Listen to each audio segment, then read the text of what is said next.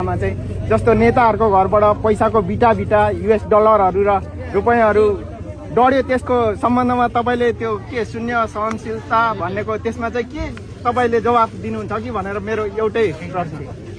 पहिलो कुरो कसको घरबाट निस्क्यो? मेरो त निस्किएन। होइन हजुरको होइन, तर पनि मेरो भनाइ चाहिँ नेताहरूको घरबाट निस्क्यो त्यति चाहिँ हो नि त। त्यो भ्रष्टाचारको सबैको जिम्मा त मैले लिन सक्दिनँ। तपाईँले यहाँ बाटो ठेका ल्याएको छ र भ्रष्टाचार गर्नुभएछ भने त मैले त थाहा पाउँदिनँ। अर्काले के गर्छ मैले त थाहा पाउँदिनँ। थाहा पाएका बेला कारवाही गर्ने हो, थाहा पाउँदिनँ। एउटा कुरा मेरोबाट निस्किया होइन, अर्कोबाट कोबाट निस्क्यो त मैले सबै थाहा पाउने कुरा भएन। अर्को कारोबार त मैले थाहा पाउँदिनँ नि त। अर्को कुरा धेरै कुरा चाहिँ कस्तो छ भने शेरबहादुरको घरबाट पैसा निस्किएको देखाएको थियो नि, त्यो अर्कै देशमा कहीँ कतैको के बनाएर त्यो AI भन्छ आजकल, त्यसले फोटाहरू बनाउँछ, त्यसले हाल्छ। अनि यस्तो भेटियो देखियो भनेर एउटा 1000को नोट यसो देखाउँदै हिँडेको चाहिँ मैले देखाएको थिएँ। यो जलेको नोट भेटियो। अब 1000को नोट जलेको त गरिबकोमा पनि यसो भेटिन सक्छ नि त घर जल्लाई। त्यस्तै 1000, 2000, 4000, 10000 जल्नु त एउटा कुरा होला। नत्र भने त्यो जुन फोटो देखाइयो त्यो चाहिँ नकली फोटो हो। यस्ता नकली फोटाहरू खुब देखाउँछन्, प्रचार गर्ने, दुष्प्रचार गर्ने। यस्तो पछाडि धेरै भर पनि पर्नु हुँदैन।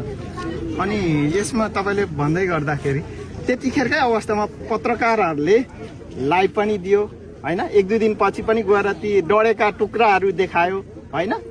त्यसमा चाहिँ अब हामीले त्यो AI भनेर चाहिँ मलाई चाहिँ विश्वास लागेन होइन। त्यो अब त्यो तपाईँहरूको होइन मूल्याङ्कन के छ र अब आउने दिनहरूमा ती डढेका पैसा त्यस्ता भ्रष्टाचारीहरूलाई चाहिँ के गर्न सक्नुहुन्छ यदि तपाईँ अब निर्वाचित भएर प्रधानमन्त्री हुनुभयो भने चाहिँ? प्रमाणित भएका सबै भ्रष्टाचारी हामी अनुसन्धान गर्छौँ। प्रमाणित रूपमा भ्रष्टाचारी देखियो भने कारवाही गर्छौँ। त्यो मैले भनेको छु म भ्रष्टाचार गर्दिनँ, अरूलाई पनि गर्न दिन्न।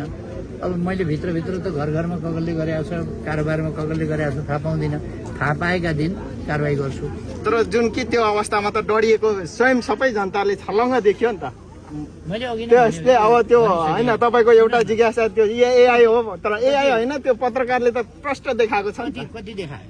जस्तो डढेको खरानीहरू, त्यो पानी मुनिका ट्याङ्कीहरू होइन, जस्तो अन्डरग्राउन्डमा राखेकाहरू र अब कोठाभरि। अनि जस्तो अब प्रचण्डकैमा पनि त्यसरी नै अब सिलिङ फुटाएर छरेकाहरू देखियो होइन। अब खरानीहरू त अब त्यो देखिएकै हो।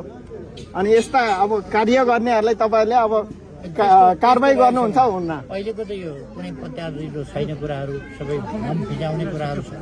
हामी छानबिन गर्छौँ र पछि हो रहेछ भने कारवाही। ल धन्यवाद, यहाँले जवाब दिनुभयो, म खुसी छु। तपाईँको नाम चाहिँ? मेरो मोहन बाबु शेर्मा, यही कमल गाउँपालिका 1 वार्ड नम्बर 1 पर्छ, सोलमारी टोल। ल मोहनजी ल।